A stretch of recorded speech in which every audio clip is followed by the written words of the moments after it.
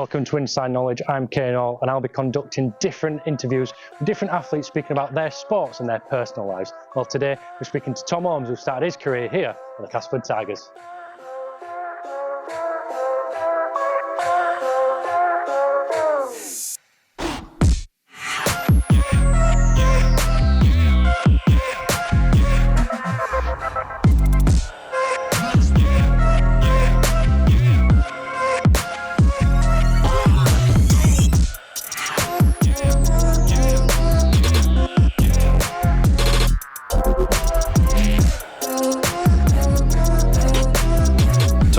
For joining us today, really do appreciate it.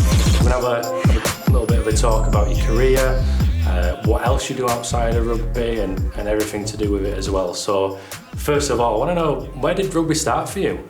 Obviously growing up I was a massive rugby fan. I think born in Castleford, it's a big obviously rugby town, and I'm a massive fan of Castleford Tigers, followed them for years, and it was mainly my brother, he played.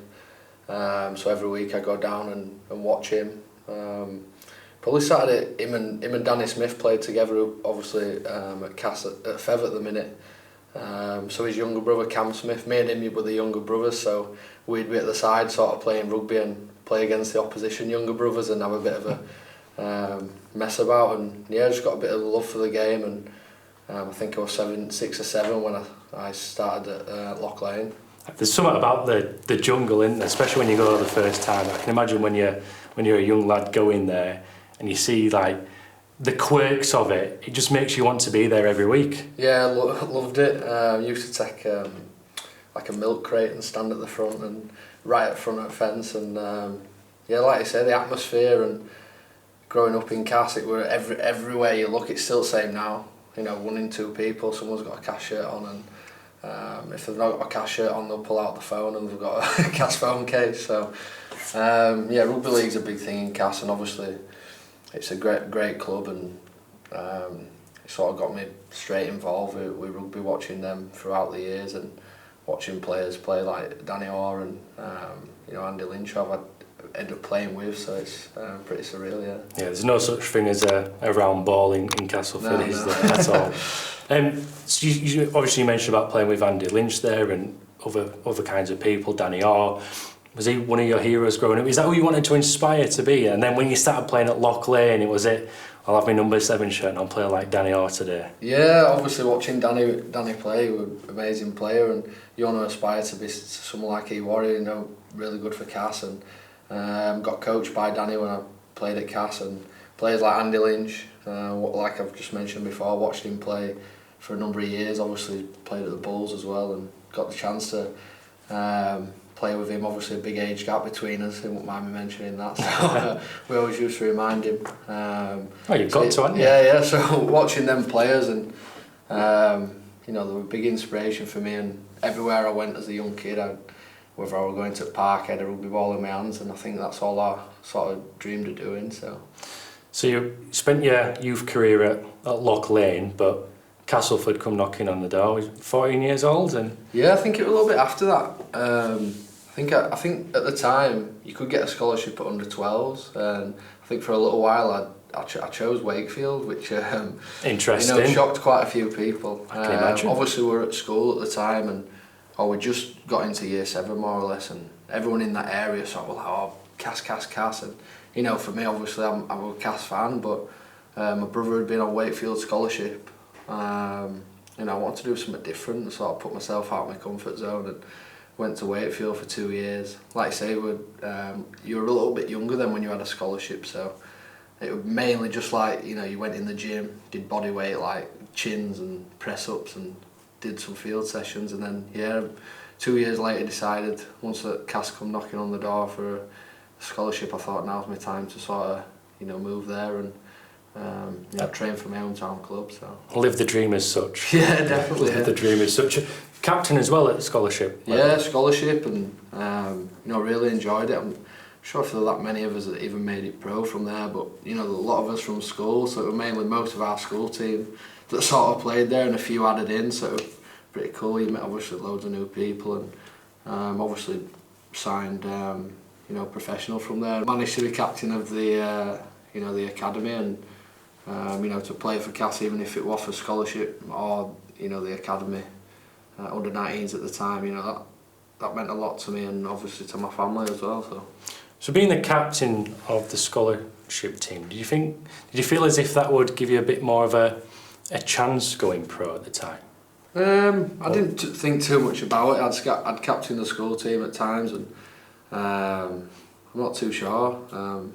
Obviously, I thought a bit more about it once I started captaining the under 19s. Obviously, by then I was sort of full time, so them games got pretty intense, and to lead a team out were an absolute honour, especially my hometown club, like I've mentioned a few times, and I really enjoyed my time there. Yeah, because there's a lot of responsibility, isn't there? Yeah, definitely. Obviously, you're only young, so I think at the time there was still a group that were older than me. I wasn't the oldest in the squad, so it meant a lot to me, and obviously to lead a team out at any point, even if it's amateur, it's a bit of pride.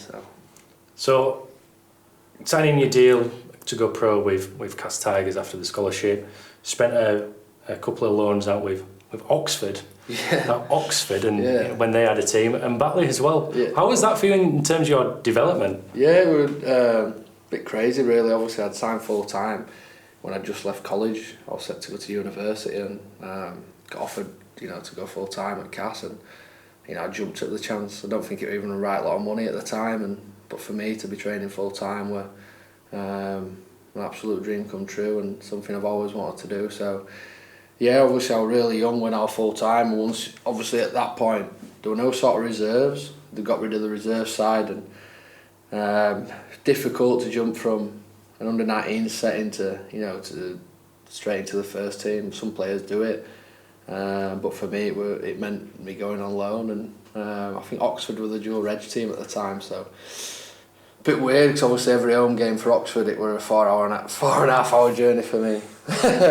Not what you wanted. Yeah, no, but the coach at the time was Tim Rumford, who lived in our area, and we had literally like 8 of us from around Castleford.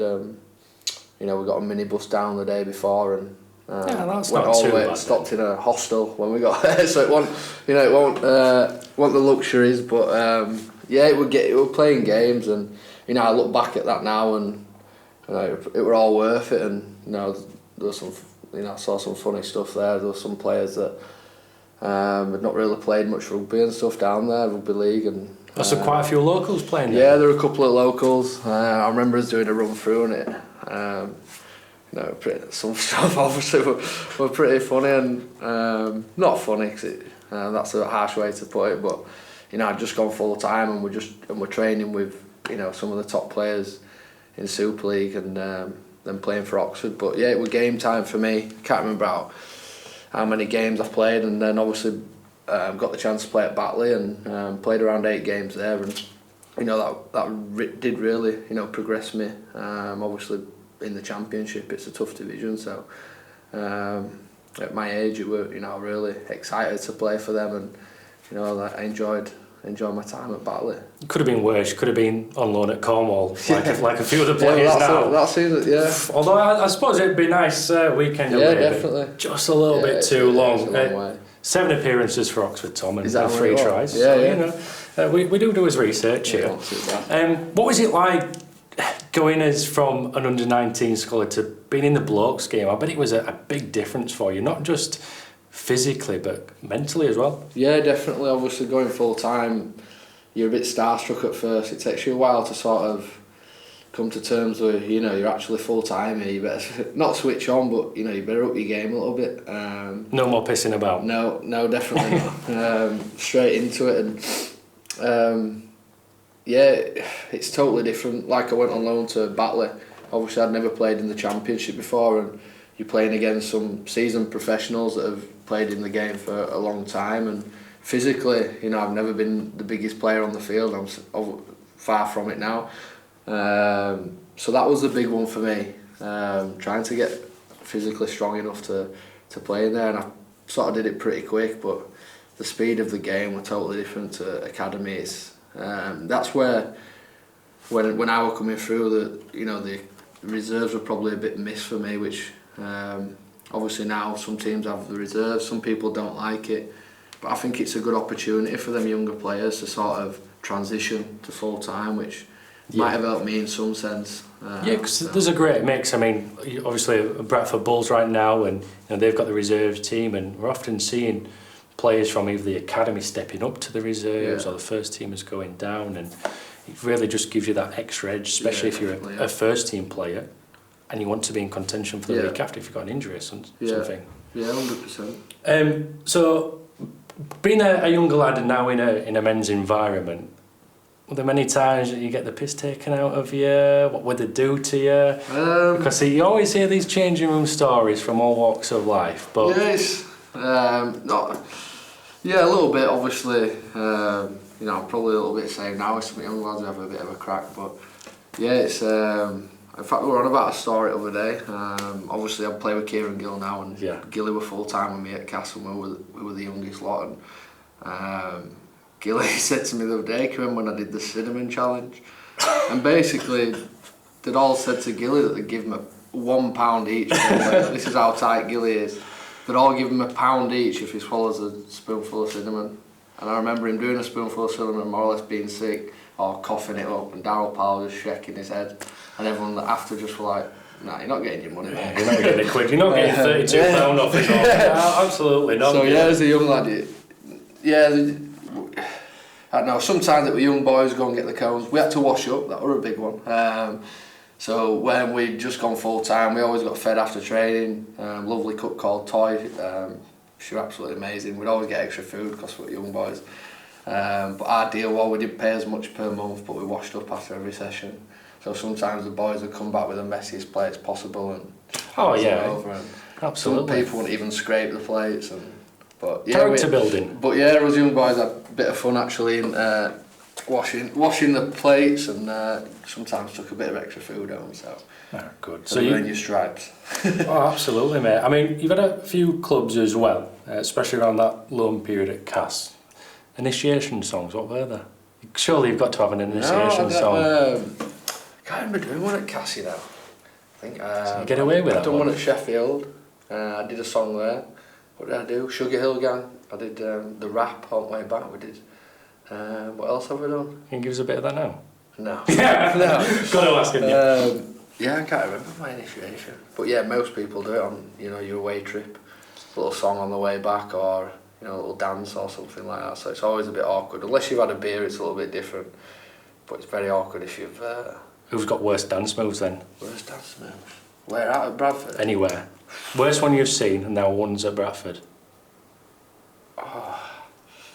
George Flanagan probably he just tries to dance, but he just looks horrible. I can just imagine the big arms everywhere. Yeah, his taste in music's a bit out there. Not out there. He's a bit. Go on, give us a bit of information. No, I don't mind. He loves his bad boy chili pea and stuff like that. Hey, what's wrong with him? There's nothing wrong. There's nothing wrong. Yeah, but his dance moves are a bit.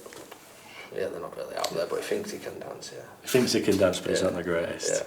Yeah. Right, well, hopefully, if he sees this, he can give us a dance move. I wanted to just ask you about something that I read about the Instagram post when you were at Castleford. Yeah. God, it gets blown out of proportion, things like that, didn't it? What kind of backlash did you get from that?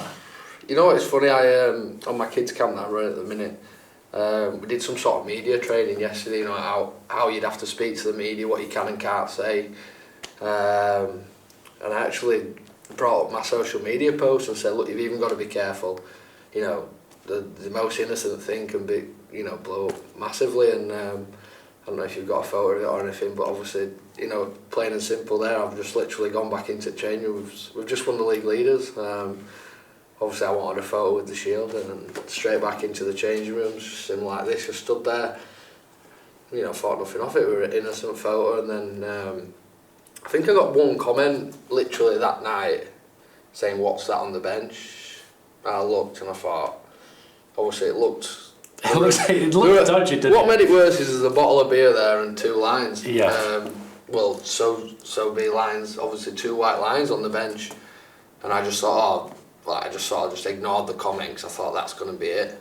I think I woke up the next day and the amount of I think there were over 1,000 comments easy and shares, and I was getting I'd had texts, I'd had missed calls, you know, what's this, what's gone on? I thought, what's everyone on about? So I looked, and the comments were druggy, get the shield taken off him, he shouldn't be allowed to play again.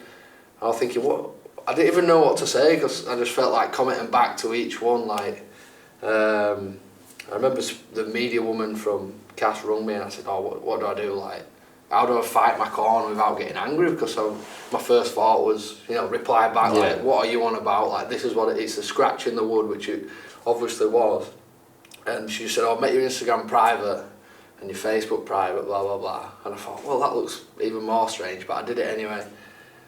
I reckon now if I didn't make my Instagram private, I'd be way over 20,000 followers, because the amount of obviously everyone wanted to see it, so we're, you know, try and follow him, but what I didn't want to do is take the post down, because there's nothing obviously wrong with it. And obviously with it being 2 scratches in the wood, I sort of, when I spoke to the media woman, I said, you know, I'm going to have to come back with a response without even contacting anyone. I had someone in Australia message me, and they took a photo of the computer, and they'd gone to school and turned the computer on, it was front page. I had news reporters ringing me. There were just shares. Everyone who I speak to now, you know, oh, you were one on that photo with the 2 lines in the background. So basically, the next day, I think it was our day off. We'd obviously won the league. I went in and obviously went to where the 2 scratches were still there, and had a paintbrush and a bit of a laugh, pretending that I'm, you know, filling the painting. And even still after that, you know, even though I showed that it were 2 chips and the wood was super, but they're not the same 2 lines there, and it's just like, oh, it was crazy. I still see people now on a, you know, especially on a night out, if they've had a bit, oh, you're the one, you're Tom Holmes, aren't you, the one that had that photo with the shield, and something so innocent, but it got me a little bit, because it were, you know, everyone was trying to make me look bad, and because of Tom Holmes I should take the shield off him, and something so innocent blew out of proportion. So that's the thing, innit? It can blow out of proportion, but I think you absolutely smashed it with the way you went back. Yeah, that picture with you and the paint and the brush was just there's still comments. They were like, oh, but that's a white. There's white on the paintbrush. Why would you do that? You need to have wood filler. I'm like, oh. Pathetic, innit? Yeah, absolutely pathetic. Absolutely pathetic.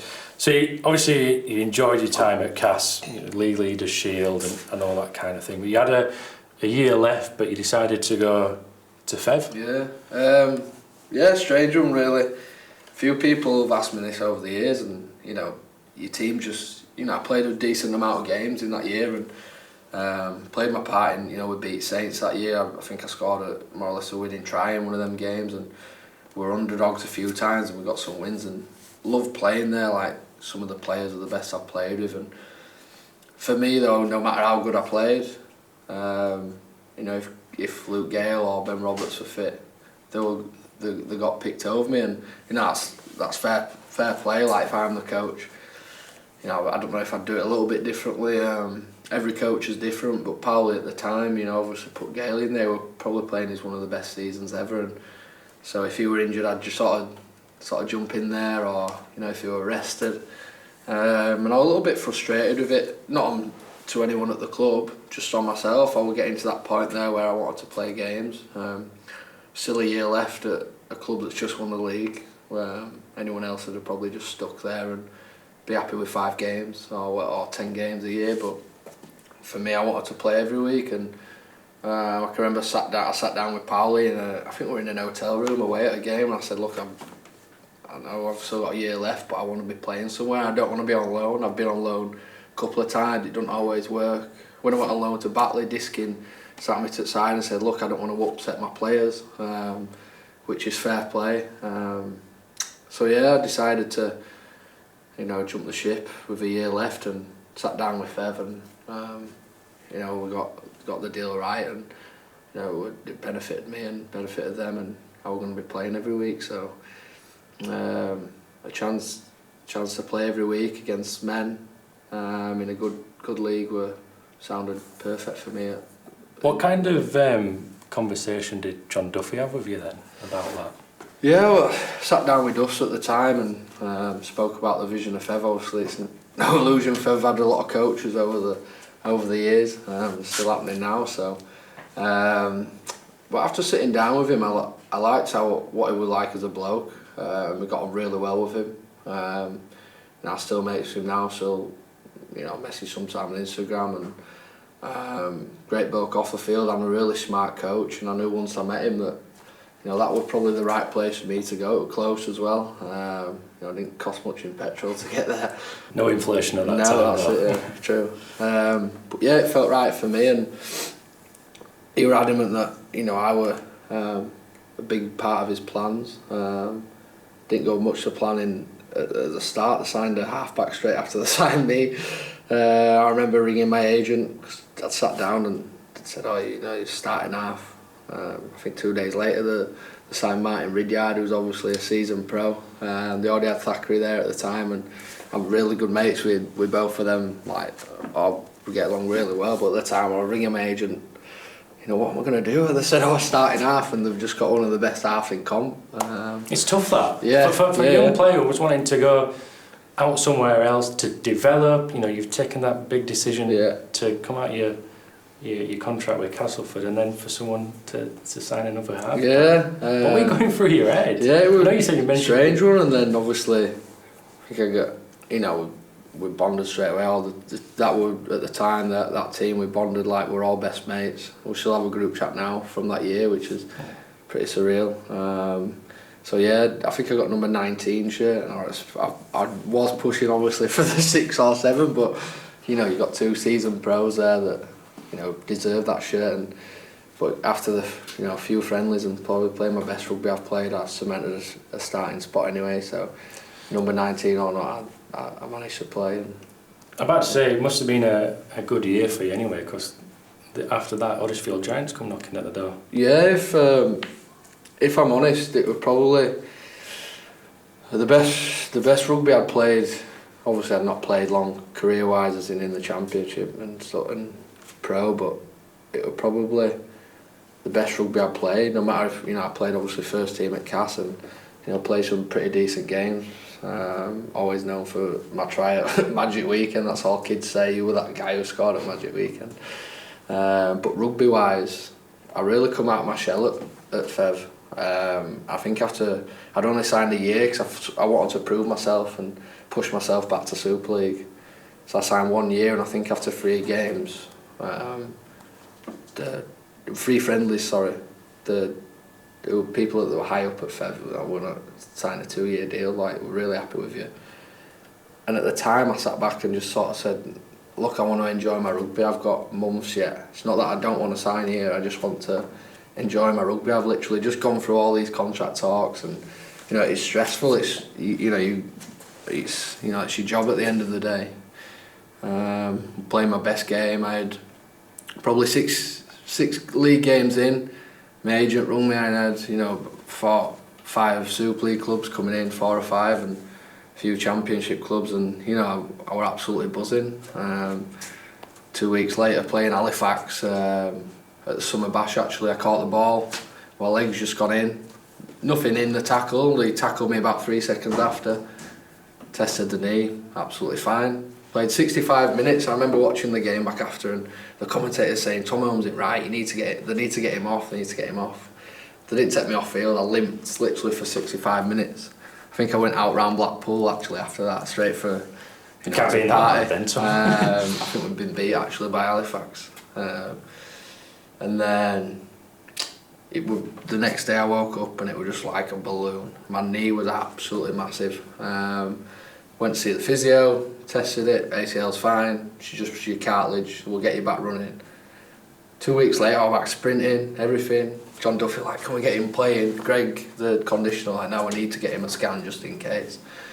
But I was back sprinting, I thought, right, I'm ready to play. Got the scan, went to Bolton for the scan, and I'd completely ruptured my ACL, MCL, I'd done some of that, and loads of damage in my knee, and basically got told I'm done for the season, which I didn't take pretty good.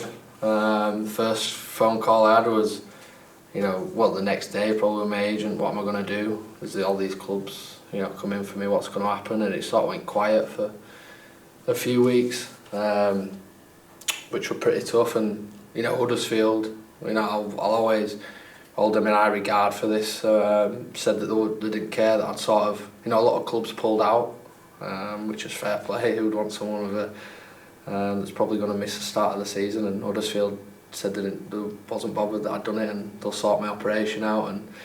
And within 3 weeks, I left Featherstone and joined Huddersfield, and they looked after me rehab wise, and that's quality. I'll always thank them for that. And so that's quality, how that come about. Yeah, it wasn't right nice, obviously, to hear that clubs had pulled out, but I understood the situation, but for Huddersfield to stick by me and sort of say that no matter if you've done your ACL or not, we still want you, and we'll sort your operation out so you get the best care possible. Because obviously, you just mentioned about, in terms of the contract talks and things like that, it's your livelihood. So when you get an injury like that, it must make you really think about what's going to happen next, because it's not like what we're used to seeing in sports such as football or whatever, and someone gets injured in a game, and by the evening they've had the scan and they know exactly what's wrong. Where rugby, it's a bit different. Yeah, especially if you're part-time. Full-time, you can normally get in for a scan pretty quick. I think Bradford were pretty good with me this year. When I hurt my knee, they got me in pretty quick, but I don't think fans some will understand, but they don't realise how tough you have it. It's your job at the end of the day, and if you're injured and the team don't want you, you're losing your job. And obviously now I have a mortgage and kids, and contract talks are not easy.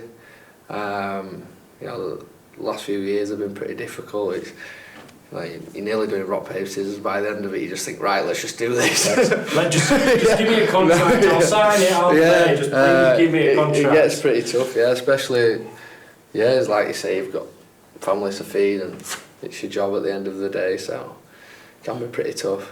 So once you got fit from your knee injury, how was it at the Giants? You still went back to Fev though a couple of times? Yeah, it was a strange one. So it took me nearly 12 months to be back playing. I think I nearly got back playing and I tore my calf on the same leg that I'd done my ACL. I think that's just due to the contact with the ground, and obviously I've been using my left leg quite a lot. And Fev wanted me back on loan. Ryan Carr was the coach at the time, a new coach at Fev. So every time I've been there, there's a new coach. And I love Kari, put me straight in the team. I think I didn't play, I think I were only allowed to play 40 minutes my first game back. Played quite a number of games at Fev, and impressed him, and then got the call back to play for the Giants. So played a few games there and really enjoyed my time, met some good mates, and we had a really good squad. And then James Webster took you back at Fev? Yeah, so it just seems inevitable that I go to Fev. Yeah, I think it's I just enjoyed my time there every time, and the team didn't change so much. Yeah, I went back to Fev, and Webster at the time was the coach. Another great team, another team, pushing for promotion, as which we try to do every year, and really enjoyed my time there. And obviously just things towards the back end just didn't sort of work out. I'd grafted really hard all year, played some decent games, and didn't get picked for the final, which were really gutting for me. Pretty upset actually. I don't normally get emotional, but I think I'd worked hard all year. I wanted to, I'd come back to Fev for the third time. I wanted to sort of prove a point. Felt like I had unfinished business after, doing my knee at the club, and Webber pulled me into the office and told me I wasn't playing in the final, which were, I think I remember just walking out of the office and sort of sitting in my car for 10 minutes. And you had 16 starts that year. Yeah. You scored 5 tries when you went back to Fez. Yeah. So, I think I picked up another couple of knocks that year, but we had a great team and some great players, and it's up to the coach at the end. But obviously on a personal note, I'd love nothing more to play in £1 million game, and I didn't get the opportunity. So you could have been different. That's it. Yeah, maybe. Yeah, could have been different. That's what I'll tell people when I'm 60. If I'd have played that day, you would have been different. They'd still had the same coach. You wouldn't have been changed every single season. Would have still been in Super League. But. Exactly. Tom, then after that, Sheffield Eagles, where by all accounts one of your best seasons?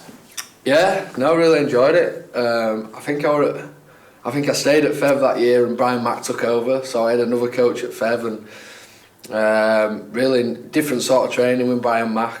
Some strange sessions went on, and real different to what I'm used to. How was that then? Don't want to dive too much into his ways you don't of playing. telling all his tactics. No, but the way of defending were totally different than I've defended before. Some drills we did were totally different. The way he speaks to you were miles different to any other coach would. I really enjoyed my time. The pre-season were really different, but enjoyable at the same time. And we had to have a conversation at some point that I want to be playing. I've been playing quite a few games. I've been in and out of the team again, and for me it was time to move on again. And we've probably reeled off 7 clubs that I've been at, but I think Fev's the main one that I've been at most times. So there's a good few appearances for Fev. Yeah, so I've moved to Sheffield, and I actually love my time there, and especially playing on Friday nights, which are pretty good to get your weekends off. What's that like preparing? I say part-time, you work throughout the week, Yeah. you train on an evening, your games are most on a weekend, but to play on a Friday after a working week... Yeah, it was difficult for me. Obviously I coach in school, so it wasn't too straining on my body, but some players are grafting all day and on roofs or whatever they're doing, and people complain more about the Monday night games. The Friday night games aren't too bad because you've got a weekend off, but the Monday night games for a part-time club is, if you're travelling away. I know when we played, can't remember who we played the other day at Bradford. Bradford and Barrow.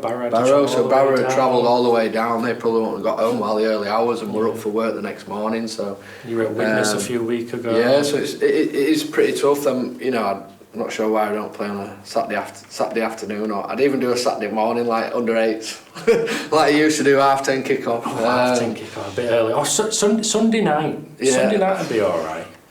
Not when you're up next, then you can't have a beer and enjoy yourself. I suppose. But yeah, Friday nights at Sheffield were pretty good. There are a few times we even got the win, and Tubbs, I'd say, have day off on the Tuesday, so it wouldn't even be in nearly a Thursday, so give us like 4 days off, so it was pretty good. But played, jumped in at different positions there, mainly played a bit of 9, a bit of half, a little bit of full-back, and it was a tough decision to sort of leave there at the end of the year.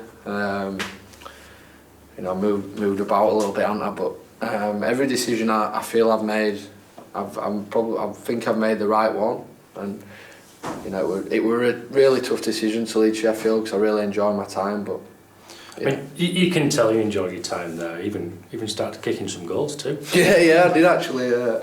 They asked me one game, can you kick? I said, I ain't kicked since under 16s, but I'll give it a go. And I think one of the games I kicked about 10 out of 12, and then I think we played Fev at Sheffield. Obviously I had a couple from sideline. We played pretty good that game actually, and all the fans, literally, from me to you away, the fans, and were like, should have stayed at Fev, and all these sort of chants, you'll miss this. And I think I knocked 2 over from sideline and sort of turned and had a smile, and I have a bit of banter with fans, and but yeah, kicked a few goals there, enjoyed my time, met some really good mates there actually that I still stay in touch with, and but yeah, to leave there was pretty tough.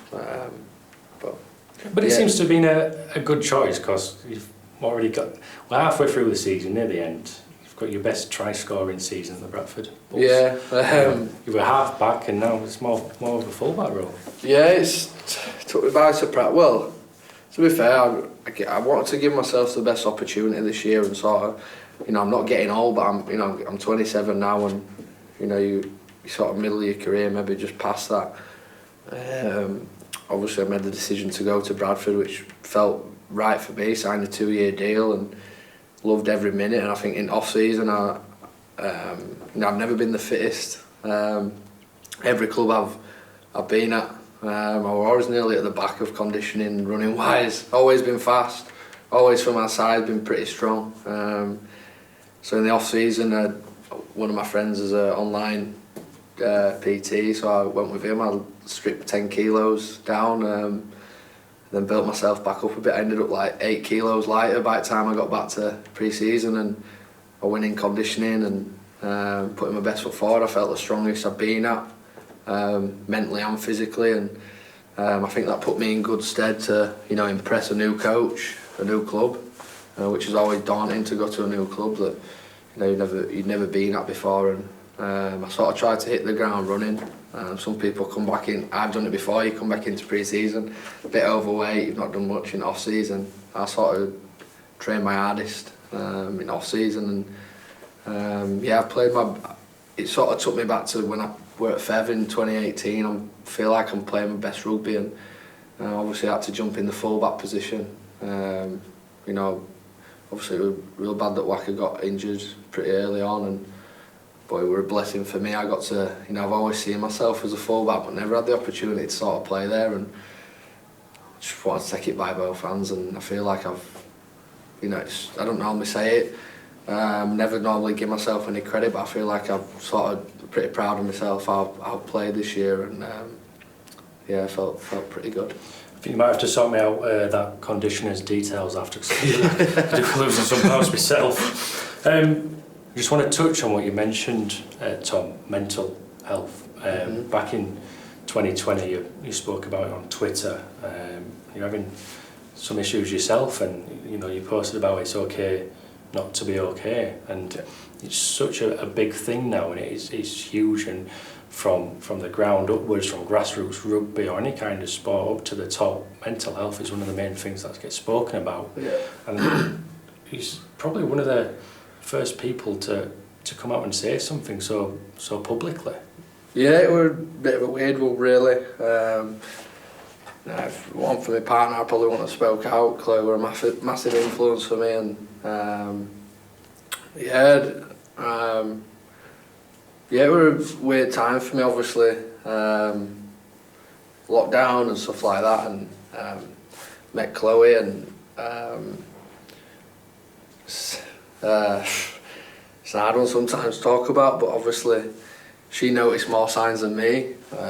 If anyone years ago would have sort of said, you know, I didn't understand mental health, obviously I heard the words, and you know, if anyone had probably said to me, oh, they're struggling a little bit, I'd have said, oh, you're going to be alright, you know, you'll be sound, like have a bit of a crack with them, as awful as it is. And I don't think till you've been through it you sort of understand it. I know there's more understanding about it now because there's more people speak about it.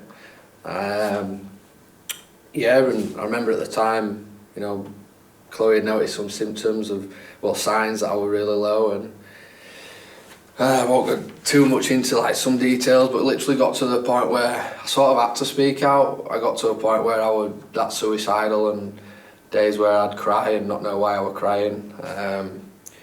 You know, it got to a point where I started to notice as well as Chloe, and you know, I just had to speak out. And I remember the tipping point for me was one night in lockdown, I was living at my brother's at the time.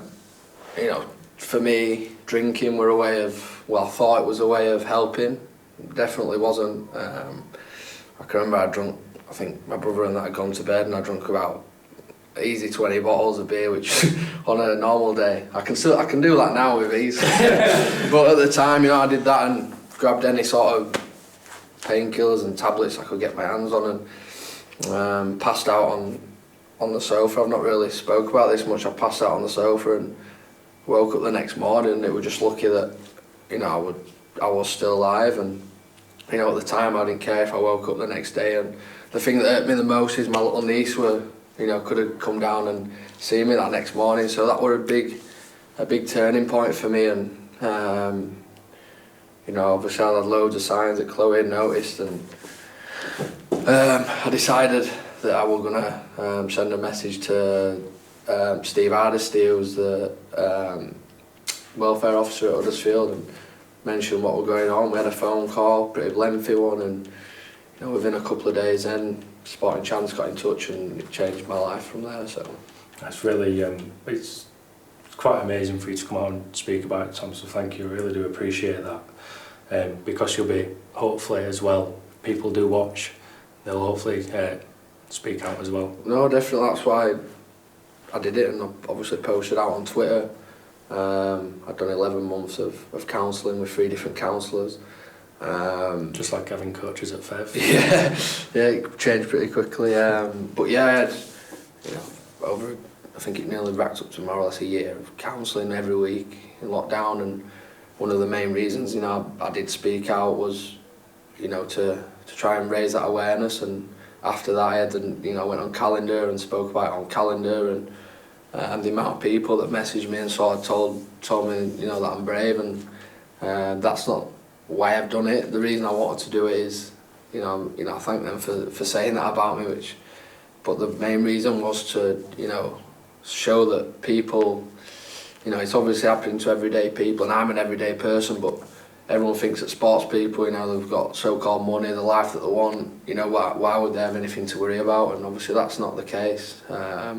Everyone's got their own struggles, and there were people that said that they'd spoke out because of me, and if I could have helped one person out of everyone, that were big enough for me. So yeah, it was a massive deal for me. I'm sure you've helped a lot more than just one person, Tom.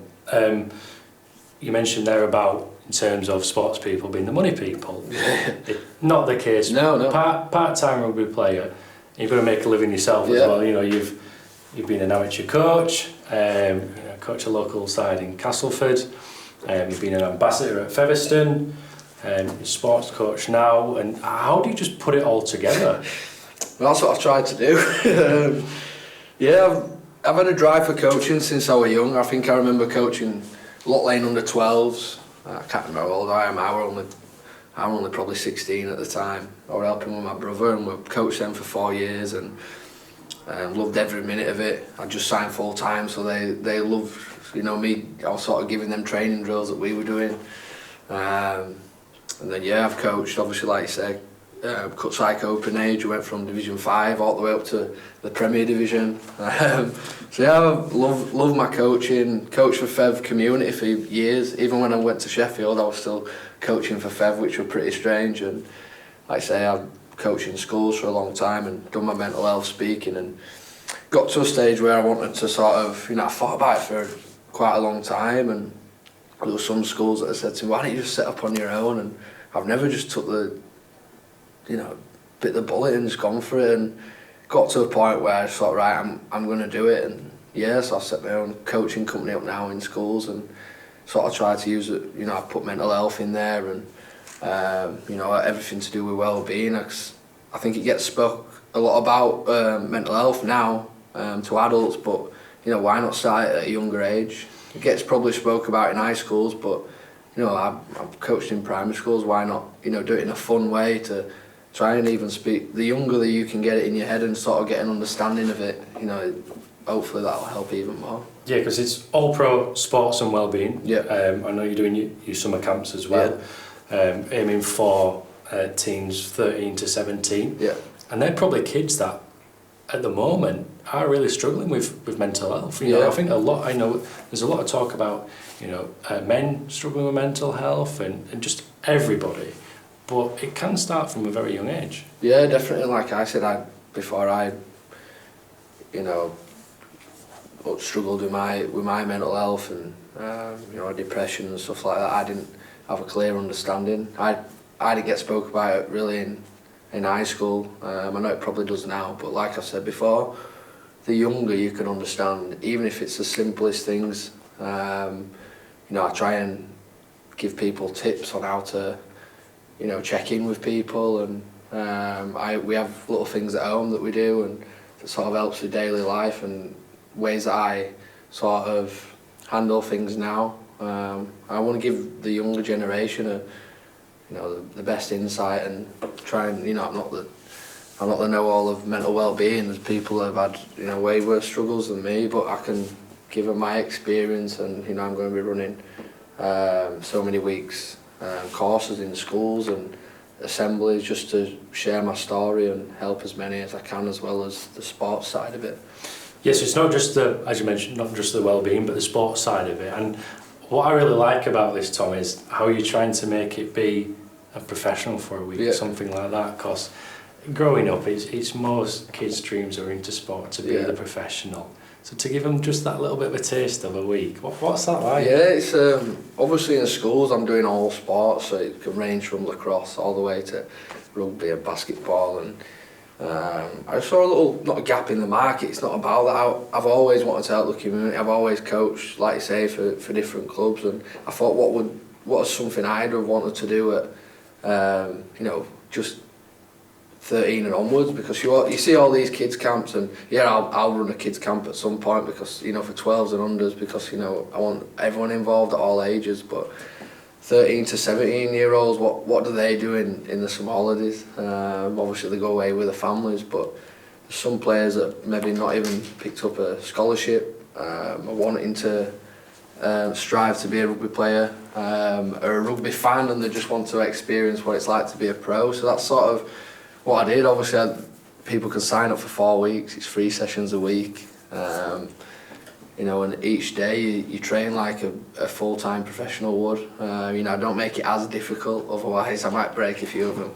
Although I did have 2 spewers on week 1. So Quality. But yeah, I've been overwhelmed by, we're averaging like 13 to 15 a day for over 12 sessions, which is pretty good. And I've got boys and girls doing it. Some girls have signed up for the full 12 sessions, so 4 weeks. I've got professionals coming down there, Callum Watkins this week. I've had Ollie Russell. I've had all different stuff, and they don't just go on the field and I let them do what they want. It's they have a meeting on the morning. They might do gym.